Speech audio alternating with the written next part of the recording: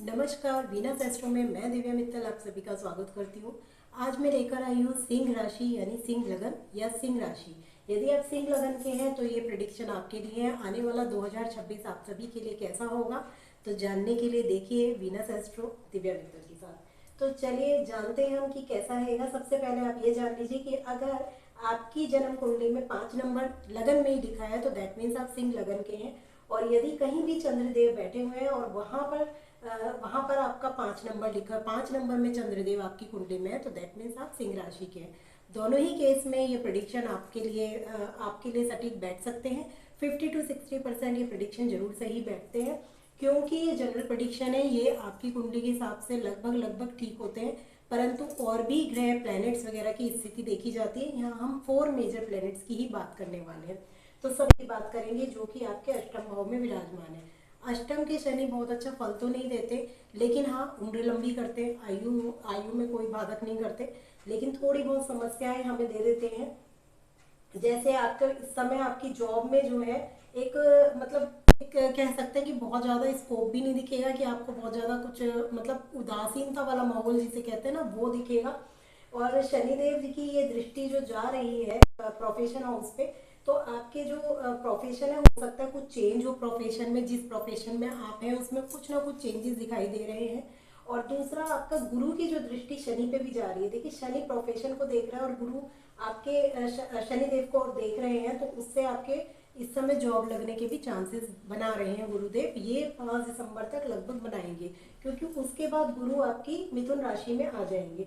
सबसे पहले हम शनिदेव की ही बात कर रहे हैं, तो तीसरे नंबर से यहाँ पे जो दृष्टि जाएगी पिता के सुख में भी कमी कराएगी, क्योंकि ये पिता का भी भाव ये भी होता है और ये पिता के सुख का भाव होता है। पिता के धन का भाव ये होता है। जैसे आपके धन का भाव ये है, वैसे पिता के ही कुटुंब का या धन का भाव ये कहलाता है।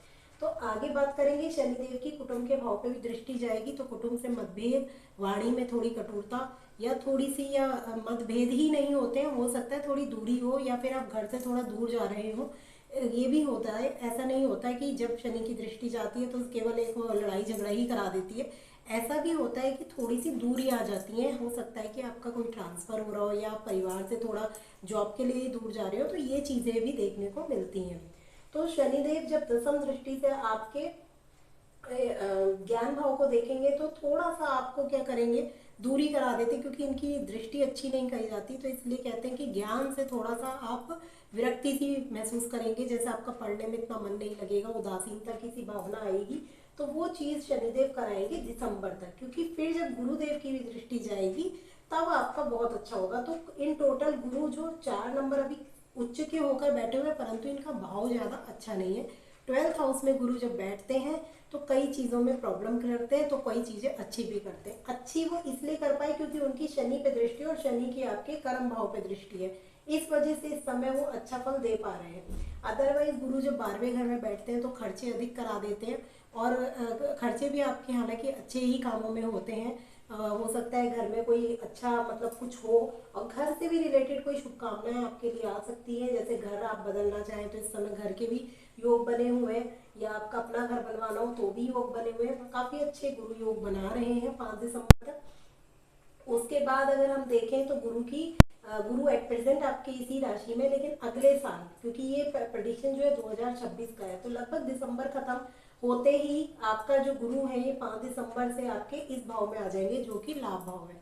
जब गुरुदेव आपके 3rd नंबर पे आएंगे, 3rd राशि में आएंगे यानी मिथुन राशि में, तब ये गुरु बहुत अच्छा आपको सिंह राशि वालों को स्पेशली काफ़ी अच्छा फल देंगे।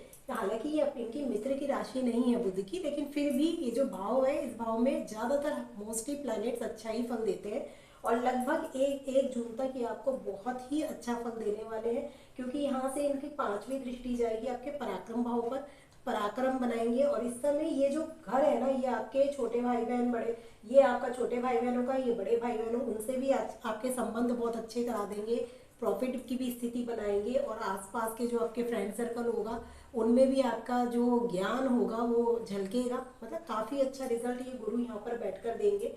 आपके जो नेटिव्स हैं वो भी आपको, जो आस पड़ोस होगा उन पर भी आपकी छवि का असर करेगी। चाहे वो कोई भी बात हो आपकी, मतलब इस समय बहुत अच्छा ही बना रहे हैं। और ज्ञान तो आपको भर भर के देंगे। ये वाला टाइम इनका बहुत अच्छा है, क्योंकि ये ज्ञान भाव को देखेंगे। भले ही शनि भी देख रहे हैं, लेकिन गुरु आपसे कहेंगे कि पढ़ाई करो, और शनि कहेंगे आध्यात्मिक ज्ञान की तरफ ज़्यादा जाओ। तो इस समय शनि जब अष्टम भाव में होते हैं ना, तो इंसान बहुत ज़्यादा आध्यात्मिक होने की कोशिश करता है, यानी कुछ ऐसे छुपी हुई चीज़ों को जानने की कोशिश करता है। क्योंकि अष्टम भाव एक ऐसा भाव है जो हमें दिखता नहीं है कि वहाँ पे है क्या, रहस्यमय भाव कहा जाता है। तो चीज़ें भी लाइफ में जो होती हैं वो सडन होती हैं या रहस्यमयी ढंग से होती हैं। तो अप्रैल 2027 तक अचानक ही इनकी जॉब में चीज़ें होंगी जो भी होंगी, क्योंकि शनि की लगातार दृष्टि आपके कर्म भाव पे है। तो कर्म आपका देखेंगे, पूरी नज़र है शनिदेव की आपके कर्म पर कि आपके कर्म कैसे होंगे। और बात करें तो अगर सिंह राशि की इस समय ढैया भी चल रही है, इसलिए शनिदेव थोड़ी सी परेशानियां आपको देंगे। मानसिक भी दे सकते हैं, शारीरिक भी दे सकते हैं, और आपके जॉब से संबंधित परेशानियां भी दे सकते हैं। तो ये डिपेंड करता है आपके कर्म पर। क्योंकि देखिए, गुरु की जब तक दृष्टि है तब तक शनिदेव कुछ नहीं कर पा रहे हैं जॉब में, लेकिन जैसे ही गुरु यहाँ पे आएंगे तो दृष्टि उनकी हट जाएगी और शनिदेव आपके कर्म भाव को देखेंगे। तो कर्म से रिलेटेड उदासीनता या परेशानी कुछ भी ये कर सकते हैं। तो वो टाइम पीरियड आपके लिए थोड़ा सतर्क होने के वाला है, क्योंकि गुरु की दृष्टि जब तक रही तब तक तो शनि बैलेंस रहे, लेकिन जहाँ गुरु की दृष्टि हटेगी वहाँ थोड़ी सी दिक्कत परेशानी कर सकते हैं। हालांकि शनि जो है, आप देखेंगे 10 जो इनकी यहाँ पे दृष्टि जा रही है वो केवल बच्चों के साथ दूरी दूरी कर सकते हैं, या हो सकता है कि आपके बच्चे आपसे दूर जाएं, पढ़ने के लिए जाएं, जाए जैसे भी जाएं, वो दूरी हो सकती है। अब आते हैं हम केतु और राहु के प्रिडिक्शन में। राहु और केतु क्या करते हैं? राहु आपके सप्तम भाव में बैठे हैं, केतु आपके लगन में ही बैठे हैं।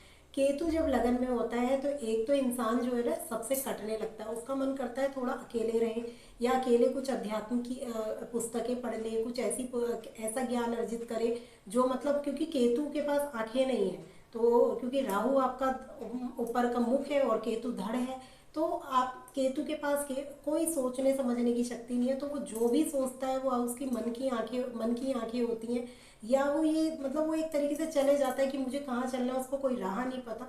तो भटकाव सा रहेगा जीवन में, आपको समझ में नहीं आएगा कि आप क्या कर रहे हैं, क्या सही कर रहे हैं, क्या गलत कर रहे हैं। वो सारी चीज़ें आपके साथ ये केतु कराएंगे या करा रहे हैं ऑलरेडी, क्योंकि अभी ये 5 दिसंबर तक ये भी यहीं रहने वाले हैं, 2026 तक।